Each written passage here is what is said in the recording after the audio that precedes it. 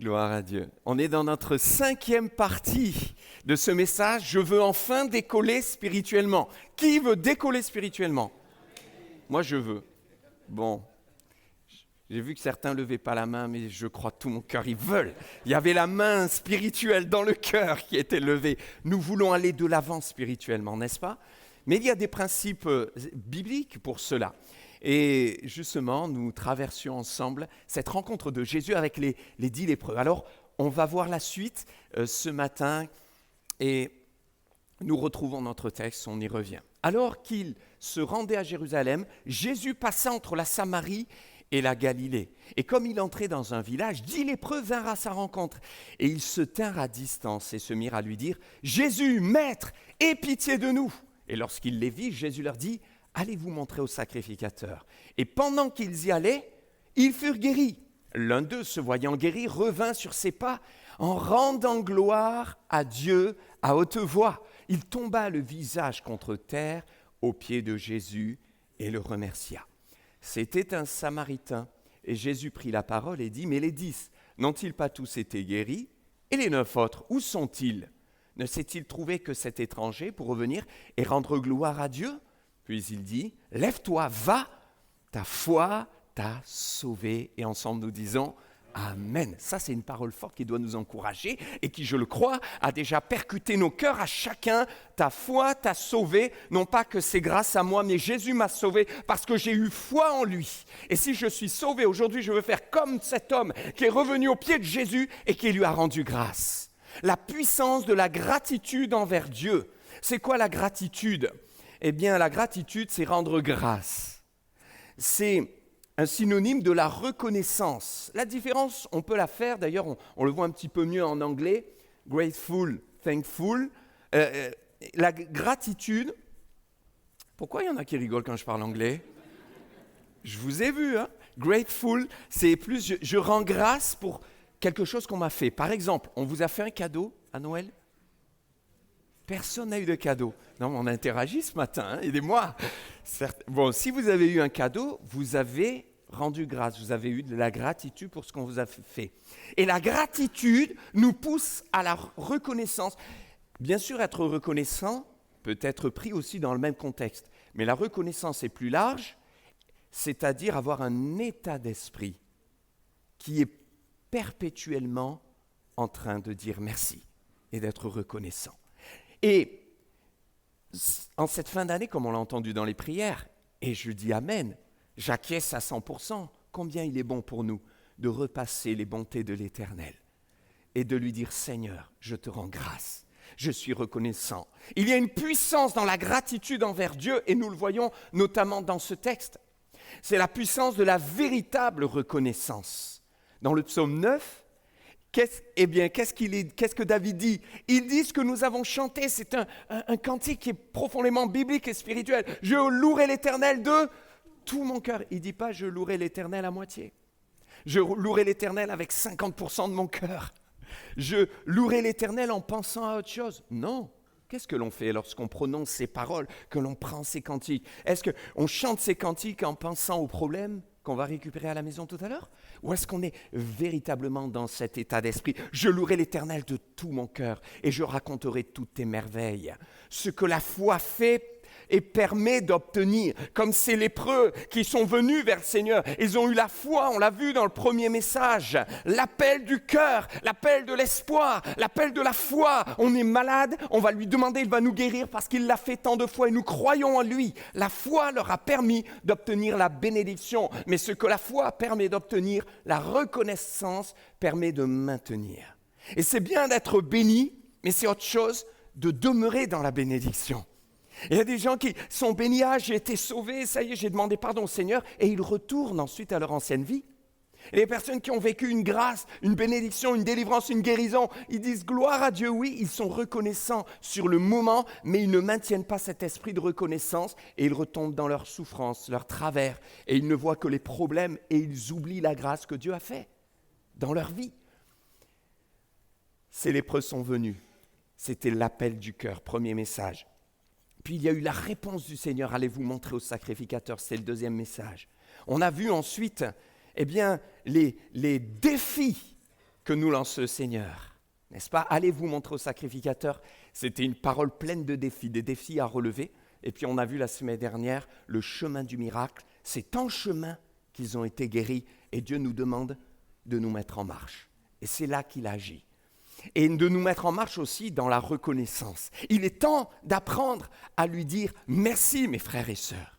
La puissance de la reconnaissance, de la gratitude envers Dieu, c'est ce qui nous permet d'entrer dans une véritable joie. La joie. La joie du Seigneur est ma force, n'est-ce pas?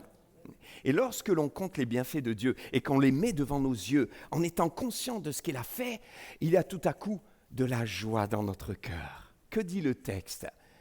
Cet homme, se voyant guéri, retournant sur ses pas, se mit à louer Dieu à haute voix.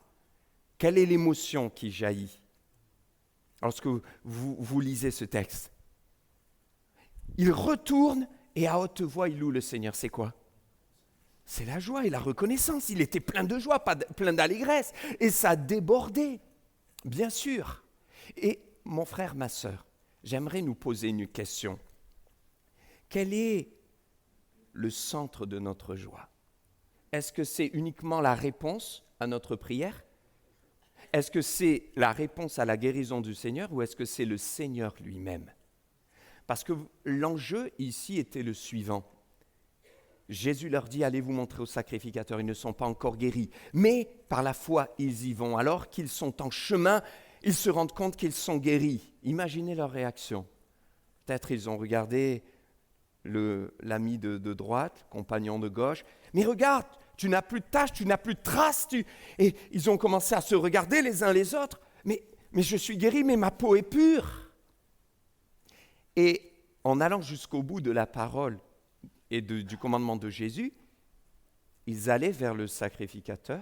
Quel était son rôle? D'examiner et de pouvoir réhabiliter les personnes dans la société. De dire oui, je confirme, ils sont purs, ils sont guéris. Vous pouvez retrouver la société, retrouver votre vie, retrouver vos loisirs, retrouver votre travail, retrouver vos amis, retrouver votre famille. Et donc, étant trouvés purs et guéris, ils y sont allés pleinement, à cœur joie. C'était leur motivation comme aimantée par la bénédiction. Parce que la bénédiction pour eux, c'était de réintégrer la société. La bénédiction pour eux, c'était d'être réhabilités, de retrouver leurs amis, leurs loisirs, leurs divertissements, leur travail. Tout ce qui faisait la joie humaine. Mais remarquez ce que fait cet homme, ce Samaritain. Lui, il revient sur ses pas. Et pour lui, la véritable bénédiction n'est pas d'être réhabilité, mais d'abord de se retrouver devant le Seigneur. Finalement, il a été aussi, comme les autres, plein de joie de se voir pur, de se voir guéri, c'est clair. Mais nous voyons au travers de ce texte, parce qu'il revient sur ses pas, qu'il va vers Jésus, que sa plus grande joie n'était pas la guérison du Seigneur, mais d'avoir trouvé le Seigneur. Et j'aimerais nous poser une question. Quelle est notre première réaction après une bénédiction, après une guérison, après une réponse à la prière? Est-ce que notre première réaction, c'est vite d'être soulagé, ouf, et de continuer à nos activités? Ou de repartir rapidement à notre vie d'avant? Quelle est ta première réaction? Ou est-ce que ma première réaction, c'est le psaume 9, c'est David, c'est ce que nous avons chanté, c'est ce lépreux qui est revenu, et d'apprendre à lui dire merci. Philippiens chapitre 4, faites connaître au Seigneur tous vos besoins par des prières, des supplications, avec des actions de grâce. Il y a des personnes qui ont lu le début du verset, pas la suite. Il y a des personnes qui ont bien compris la prière, la supplication, l'intercession, la demande. Et à chaque fois qu'on va vers Dieu, notre relation, notre contact, notre prière, c'est « donne-moi, bénis un tel, guéris ceci, Seigneur fais ci, je t'en supplie, je te demande ». Mais il n'y a jamais de merci. Avec des actions de grâce. Et la paix de Dieu, qui surpasse toute intelligence, gardera vos cœurs et vos pensées en Jésus-Christ. La paix de Dieu vient garder mon cœur, quand aussi j'apprends à lui dire merci. Merci pour la vie, merci pour l'Église, merci pour ce matin, merci pour mes frères et sœurs. N'est-ce pas? Psaume chapitre 40, David disait, tes bontés, tes desseins en ma faveur sont innombrables. Je voudrais les proclamer, les dire et même les compter, mais ils sont trop grand nombre pour que je puisse même les compter. C'est ce genre aussi que vous connaissez, compte les bienfaits de l'Éternel. Il est tiré de David. Et très concrètement, si je m'arrête sur tout ce que Dieu a fait pour moi, sur toutes ses grâces, ses bontés, n'est-ce pas que la liste est grande? On en a des merci. Merci Seigneur pour l'eau qui coule, l'eau potable. Vous savez, il y en a, ils n'en ont pas. Merci pour la multiplicité des paires de chaussures. Merci Seigneur. Il y en a qui n'ont pas.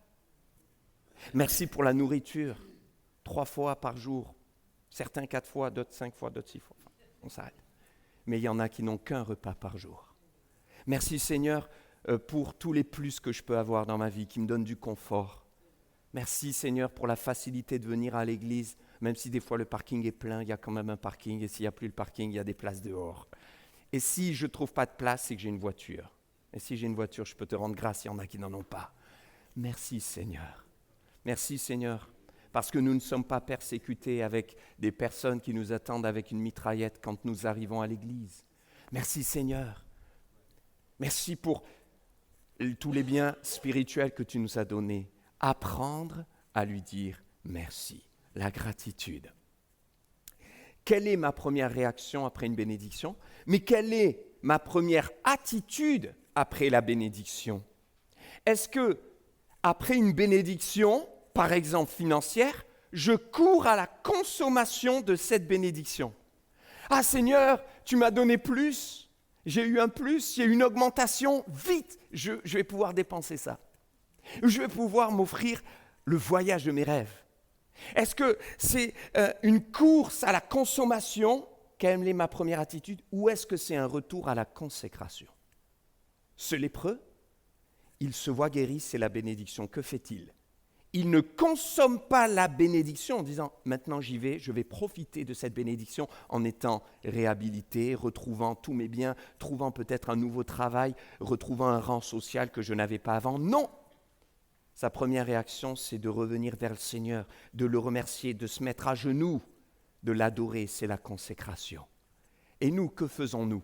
Parce que la vérité, c'est que parfois nous prions, Dieu exauce, il nous donne un bienfait, une bénédiction, mais de suite, c'est, allez, je repars à mes affaires, j'en profite et j'oublie le Seigneur. Même une bénédiction financière, est-ce que je lui donne une part en disant, je vais te rendre grâce? Une bénédiction matérielle, familiale, est-ce que j'en profite pour au contraire me consacrer davantage? Et pourtant, Dieu m'a béni. Je me rappelle de cette famille que j'ai connue. Voilà. Quand j'étais stagiaire, il y avait eu un drame par rapport à leur petite fille, 4 ans, qui avait été quasiment écrasée par un camion. Elle était entre la vie et la mort. Pendant plusieurs semaines et plusieurs mois, on a vu les parents pleurer et on comprend, on a été avec eux, on a prié et toute la famille est revenue au Seigneur. Ils jeûnaient, ils priaient, les grands frères sont revenus au Seigneur, les oncles, toute la famille était là et ils ont supplié le Seigneur. Et le Seigneur a fait un miracle. Ça a été exceptionnel, même les médecins n'en revenaient pas. Alors qu'elle avait eu toute la cage thoracique écrasée, cette petite s'est remise en un temps record. Alors qu'on lui donnait peut-être pas longtemps à vivre, et des séquelles graves. En 1 an et demi, sa vie était comme reconstruite, comme une résurrection. Est-ce que vous croyez que Dieu est capable de faire ça? Moi, je le crois, et il l'a fait, et ils se sont réjouis. Nous avons glorifié Dieu, ils ont glorifié Dieu. 1 semaine, 2 semaines, 3 semaines après, la famille était là, louer Dieu. Il y avait une nouvelle consécration, mais 2 mois après, 3 mois après, petit à petit, on voyait les personnes ne plus venir. Et partager avec eux, vous savez, la vie a repris et s'éloignait peu à peu du Seigneur. L'épreuve les avait poussés à crier à Dieu, à s'approcher du Seigneur. Mais une fois que la bénédiction était arrivée, ce n'était plus la consécration. C'était maintenant qu'on a été béni, on consomme la bénédiction, on profite, mais on s'éloigne du Seigneur. Remarquez un peu, si on fait le chemin de ces 10 lépreux, ils sont les 10 sur le même chemin, ils vont dans la même direction, mais au moment de la guérison, les 9 autres continuent. Alors que le Samaritain revient sur ses pas, ils prennent des chemins inverses. La consommation, l'esprit de ce monde sera toujours opposé à la consécration. Le Seigneur nous attend dans la consécration. Et après toutes les bénédictions qu'il a faites pour nous, Sommes-nous capables de dire, Seigneur, ça me pousse à désirer plus de toi, à me rapprocher de toi. Cet homme est revenu et il a glorifié Dieu à haute voix. Il était dans la joie. Mais sa joie n'était pas que la joie de la guérison. Sinon, il aurait continué.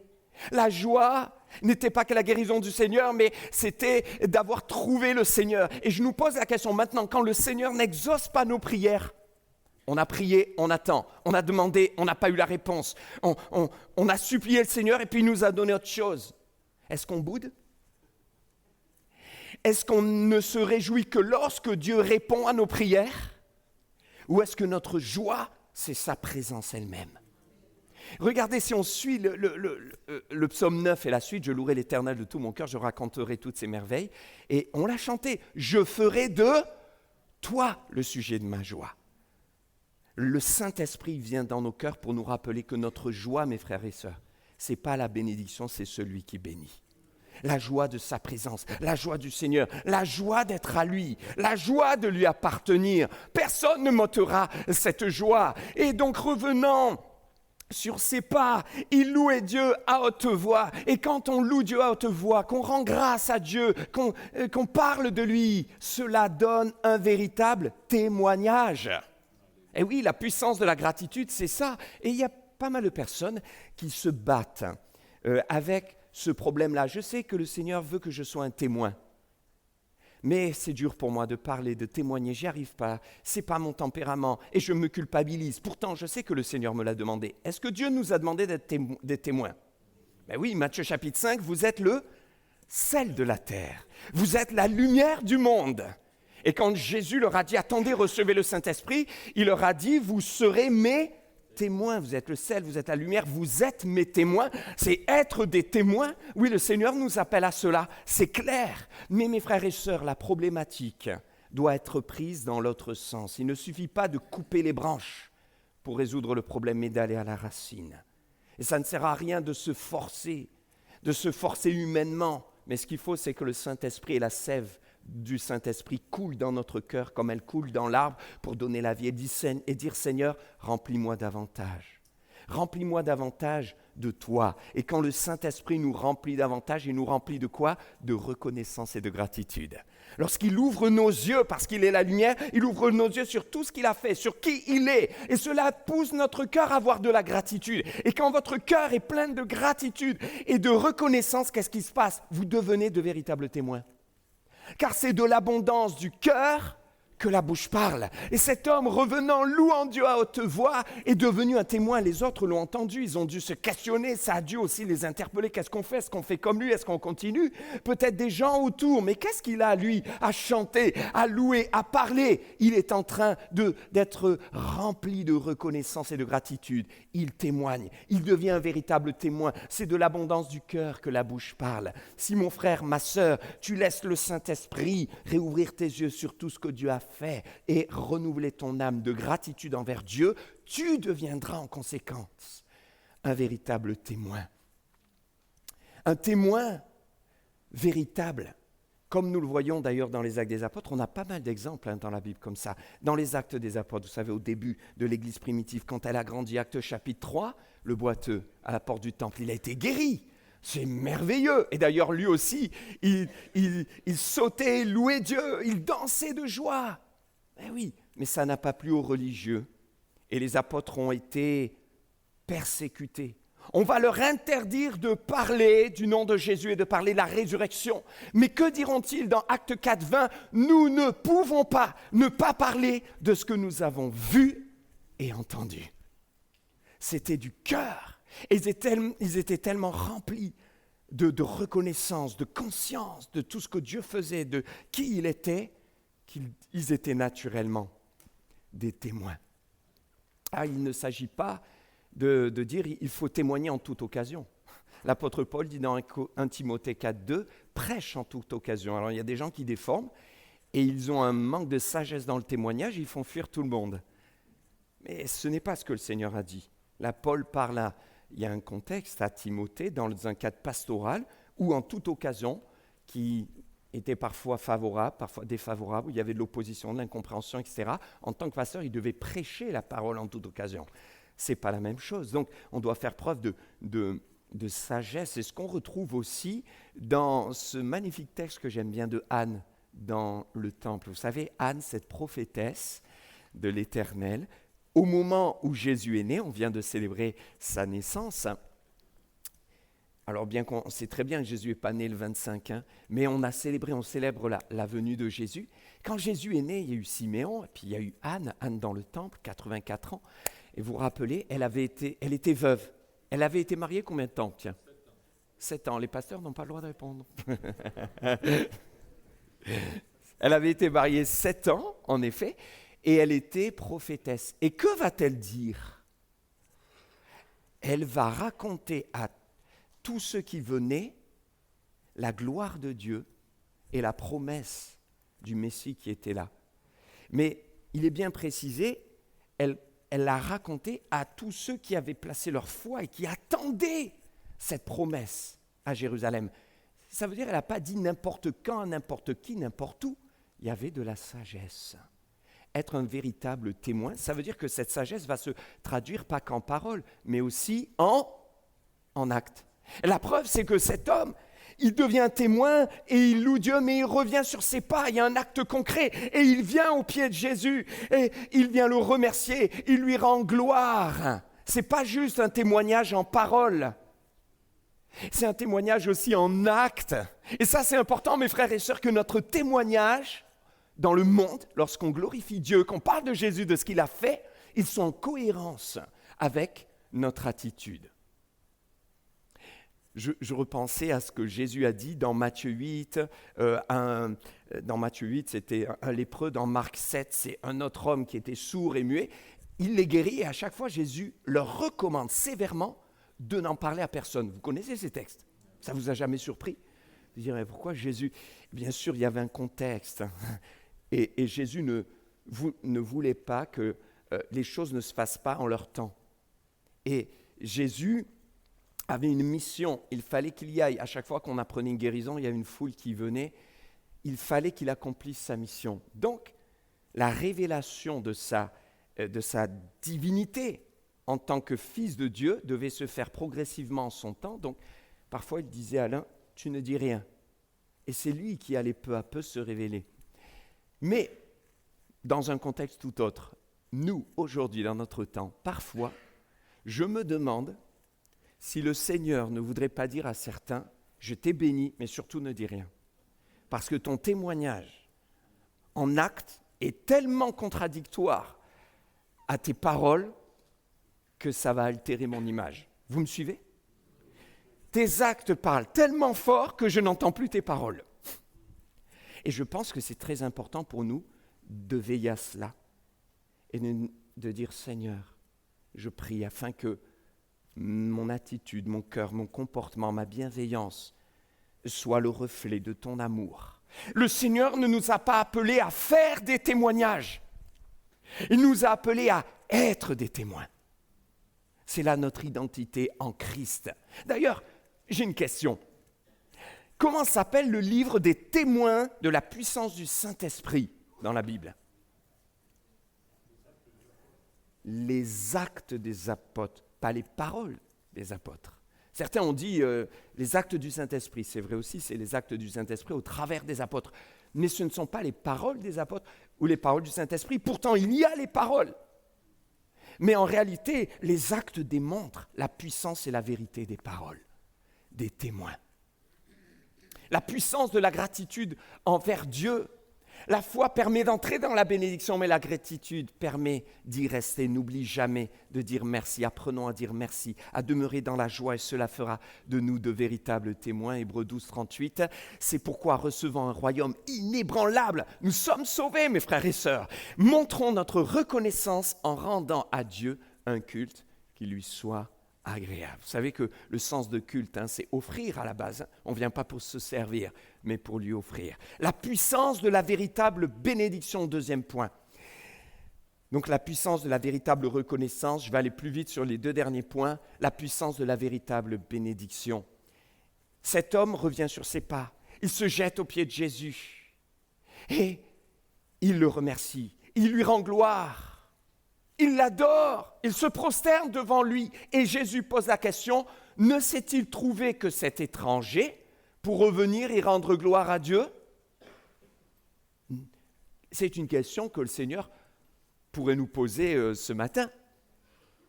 Mais les 10 ont-ils été guéris? Oui. Et Jésus pose la question, mais où sont les 9 autres? Alors moi, je vais poser la question maintenant d'une manière contemporaine et contextuelle. Je ne sais pas combien on est ce matin, 150. Les 150 n'ont-ils pas déjà été bénis? Y en a-t-il que 10% qui vont rendre grâce à Dieu? Ou sommes-nous prêts à tous rendre grâce à Dieu et gloire à Dieu? Alors, que voyez-vous ici? Ah, j'ai une question. Est-ce que cela vous fait penser à une expression? La cerise sur le gâteau. Alors, vous préférez ça ou ça? Pourquoi je vous dis ça? Ben, regardez, ma question est là, la cerise sur le gâteau ou la cerise sans le gâteau? Je vous laisse réfléchir quelques secondes. Jésus avait dit, que sert-il un homme de gagner tout le monde s'il perd même son âme? Les 9, ils ont été bénis, ils ont été guéris. Mais ça, c'est le gâteau ou la cerise, la guérison? Moi, je crois que c'est la cerise. Parce que lui revient sur ses pas, il se jette aux pieds de Jésus. Et qu'est-ce que le Seigneur lui dit? Lève-toi, va, ta foi t'a sauvé. Et cet homme, il entre dans une nouvelle dimension. Mes frères et sœurs, la cerise, c'est la guérison ou c'est le salut? Et le gâteau, c'est quoi? Eh oui, le plus important, c'est le salut, mes frères et sœurs. Et là, nous avons un homme qui a eu plus que les autres. Et c'est sûr que les 10 ont vécu le ciel sur la terre. Vous imaginez une guérison aussi puissante durant leur chemin. Mais il n'y en a qu'un seul qui verra un jour sa vie passer de la terre au ciel. C'est celui qui a la vie éternelle. Et mes frères et sœurs, sommes-nous prêts à être reconnaissants pour la vie éternelle? Peut-être que ce matin, certains disent oui, la gratitude, être reconnaissant, je comprends, dire merci, mais c'est dur pour moi, je passe par l'épreuve, je n'ai pas eu de réponse. Peut-être même au niveau de votre santé, il n'y a pas la guérison, vous souffrez. Au niveau de votre famille, où c'est compliqué, vous traversez un moment difficile. Mais le Seigneur veut réouvrir nos yeux sur ce qu'il y a de plus important. Ne nous laissons pas, accaparer par des cerises. C'est sûr que si le Seigneur vous donne la guérison, c'est glorieux, mais c'est la cerise sur le gâteau. Le plus important, c'est la vie éternelle. Et c'est le salut. Et cet homme l'a eu. Sommes-nous prêts à dire merci pour la croix, merci pour le prix payé, merci pour la résurrection, merci pour l'espérance? Et les choses de la terre pâlissent rapidement lorsqu'on réalise que le Seigneur vient bientôt et qu'il nous a tout donné pleinement. Vous ne le croyez pas?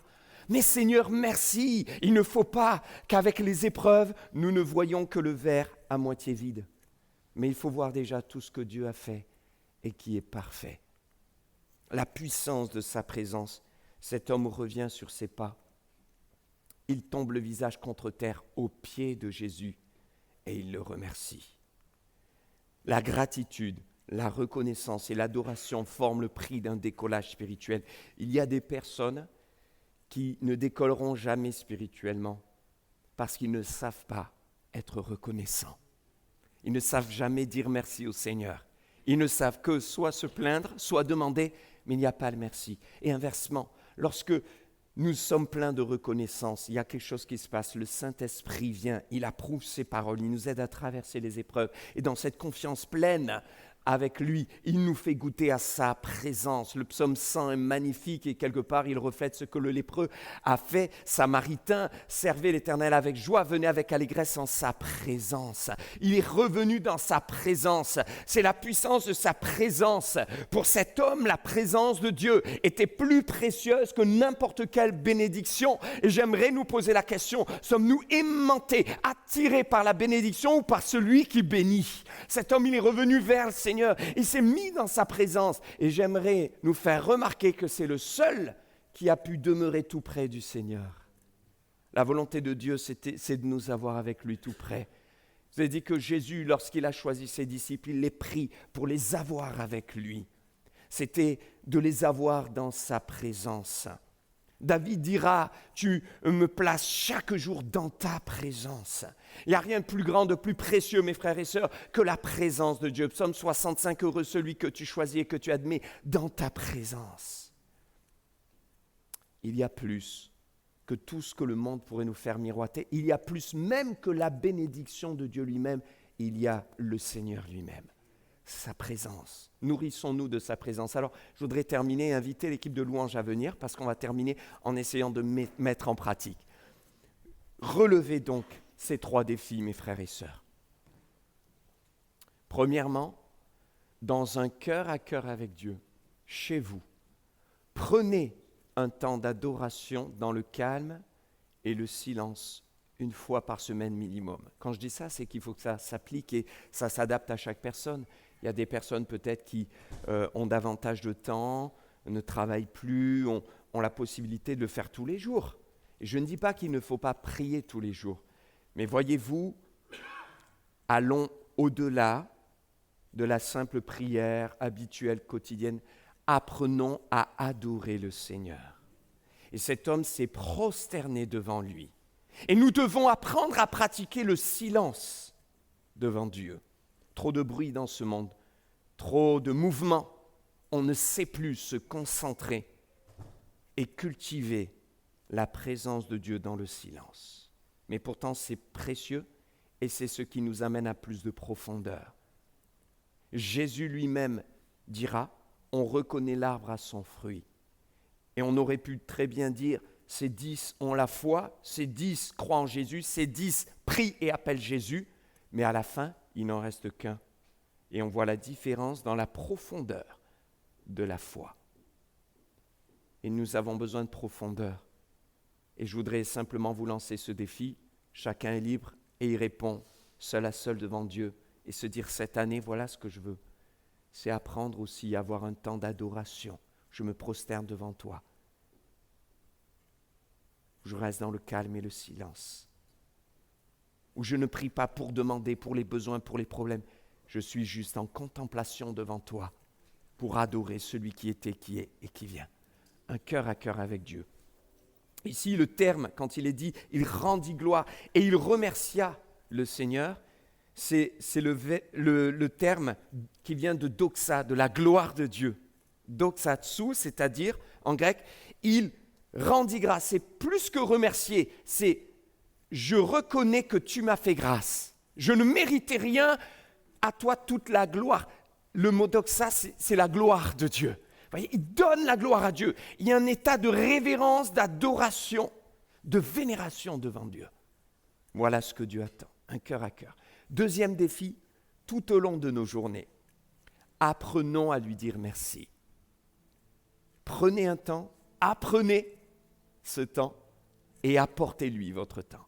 Apprendre à lui dire merci pour tout, mes frères et sœurs. Vous êtes dans la cuisine, vous mangez un bon repas, merci Seigneur. Vous vous couchez le soir, vous avez bien dormi le matin, dites-lui merci. Vous êtes sur la route, vous arrivez à bon port, dites merci, tu m'as gardé, je n'ai pas eu d'accident. Vous avez vos enfants auprès de vous, dites-lui merci. Vous avez pu fêter Noël, dites-lui merci. Vous avez pu offrir un cadeau, c'est une grâce, dites-lui merci. Vous en avez reçu, dites-lui merci. Vous êtes en voiture, dites-lui merci. Vous êtes dans le jardin, dites-lui merci. Vous pouvez vous confier à quelqu'un, dites-lui merci. Vous avez une église, dites-lui merci. Vous avez des amis, dites-lui merci. Quelqu'un dit, je prie pour toi, dites merci au Seigneur. Apprenons tout au long de nos journées à lui dire merci. Premier défi, le cœur à cœur avec Dieu dans l'adoration. Doxa, doxatsu. Deuxième défi, apprendre à lui dire merci tout au long des journées. Et troisième défi, dans l'église, quand on se réunit, apportons-lui notre reconnaissance publique. David disait dans le psaume 40, dans le psaume 18, « Je ne me tairai pas dans la grande assemblée. » Alors il y a peut-être un défi que le Saint-Esprit lance à quelqu'un, c'est de prendre son courage à deux mains et dire, moi aussi avec mes frères et sœurs, je vais pouvoir dire merci. Et je vais dire merci au Seigneur. C'est dur, je suis timide, c'est compliqué, des fois j'hésite. Eh bien le Seigneur attend cette louange, elle est importante. Et lorsqu'on le loue, qu'on l'adore, ne le faisons pas de mi-mot, mais vraiment de tout notre cœur. Amen. Qui est d'accord avec ça? Relevez les défis. Alors, je vais vous proposer quelque chose.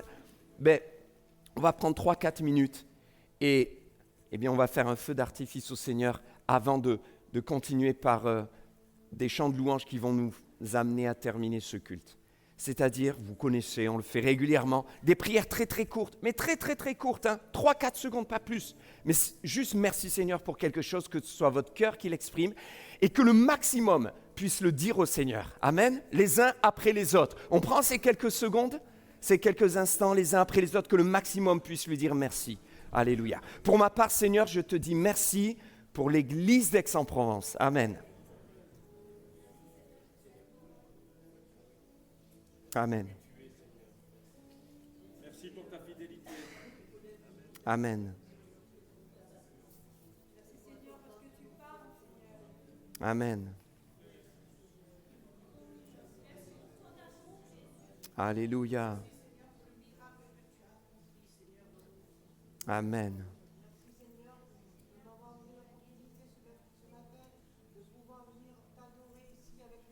Amen. Alléluia. Amen. Alléluia. Amen. Amen. Alléluia.